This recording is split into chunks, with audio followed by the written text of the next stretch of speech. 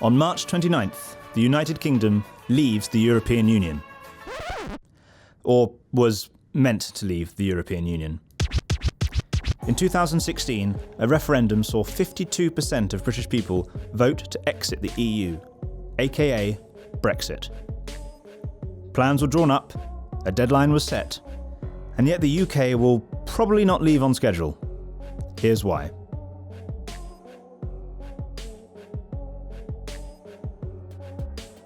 Let's rewind.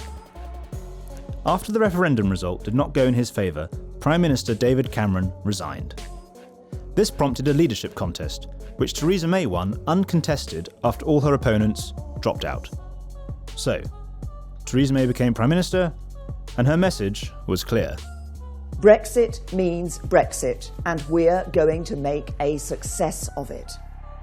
Eurosceptic David Davis was appointed Brexit Secretary to thrash out the country's withdrawal agreement with the EU. Theresa May then called a surprise general election in 2017 in order to shore up her majority in the UK Parliament. But it backfired spectacularly when her Conservative Party actually lost their majority, meaning that going forward, the government would find it a lot harder to pass any new laws. At the end of 2017, the UK and the EU agreed on a proposal for Brexit. There would be no hard border between Northern Ireland and the Republic of Ireland. The rights of UK citizens living in EU countries would be protected, and vice versa, and Britain agreed to pay a so-called divorce bill to the EU, somewhere in the region of £37 billion, or $49 billion, to be paid over 4 years.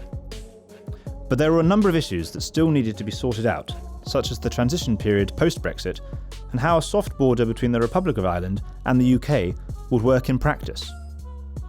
In July 2018, Theresa May's cabinet finally agreed on a plan.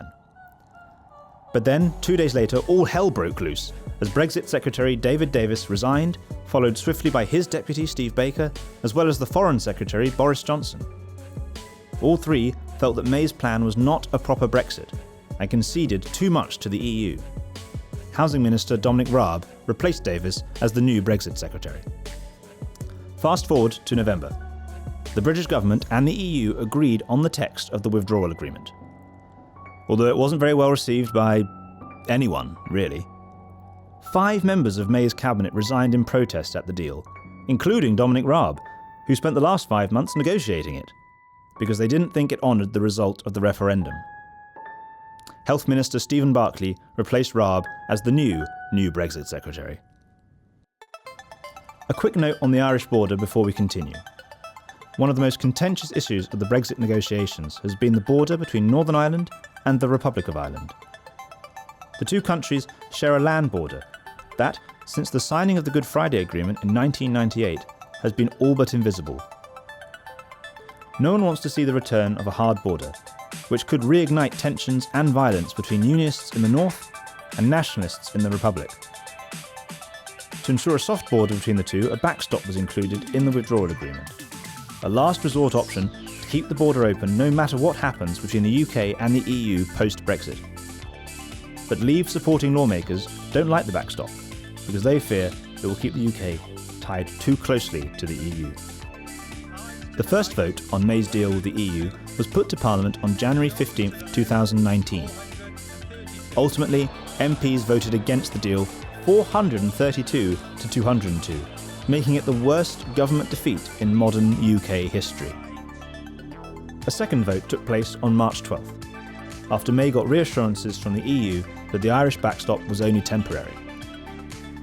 The UK's Attorney General said there was still a risk that the UK wouldn't be able to leave the backstop without the EU agreeing. This did not please hardcore Brexiteers one bit, and the second vote also failed. One of May's biggest problems is that Brexit-supporting lawmakers believe the deal leaves the UK too aligned with the EU, while the opposition party politicians want to negotiate their own deal. There are also many members of Parliament that don't want to leave the EU at all. By this point, the UK has found itself dangerously close to March 29th, the scheduled leaving date, with nothing finalised.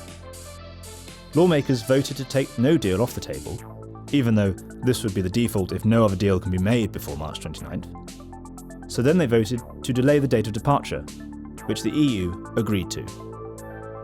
If, after a third vote, May's deal passes, then the UK will leave the EU on May 22nd. If it doesn't pass, then the UK could crash out without a deal on April 12th. British lawmakers definitely don't want that, but can't agree on exactly what they do want. Some want there to be a second referendum, others want Brexit to be scrapped altogether. One of three things will happen. Britain leaves the EU with a deal, Britain leaves without a deal, or Britain doesn't leave at all. But with the clock ticking, nobody knows which of these three it will be.